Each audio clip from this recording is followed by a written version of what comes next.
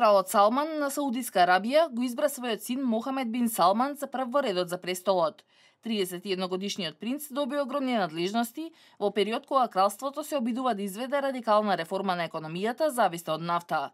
Мохамед бин Салман доаѓа на местото на својот братучет, принцот Мохамед бин Наев, долги години одговорен за безбедноста, кој ги водеше и кампањите против Исламска држава и Ал-Каеда.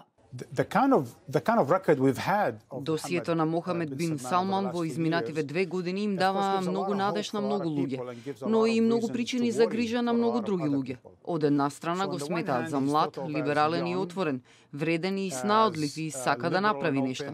Од друга страна некои мислат дека е амбициозен, дури и премногу амбициозен, дури и дека избрзува и е многу неискусен.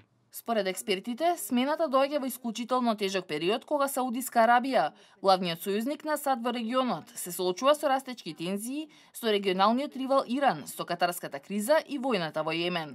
Ова може да ја направи саудиската политика многу поагресивна и да долее масло на огнот, предупредуваат. Судејќи според изминативе 2 години има простор за загриженост. Во Вашингтон, големиот сосед на заливот, требаа неколку години да се представи Мохамед бин Салман како крунисан принц.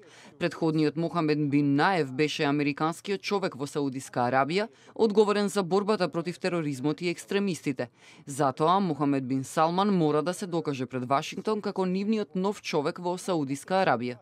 Дел од експертите, главно западните, стравуваат дека ситуацијата со Иран е темпирана бомба и прашањето не е дали, туку кога ќе експлодира. Техеран веќе го нарече назначувањето на Мохамед бин Салман мек пуч, разгневен од коментарот на младиот принц минатиот месец дека борбата треба да се префрли во Иран, пошто иранскиот врховен верски водач Ајатолахот Али Хамнеи ги нарече саудиските лидери идиоти. Иран со мнозински шиитско и Саудиска Арабија со мнозински сунитско население се ривали за моќта и влијанието во регионот и поддржуваат различни страни во конфликтите во Сирија и во Јемен.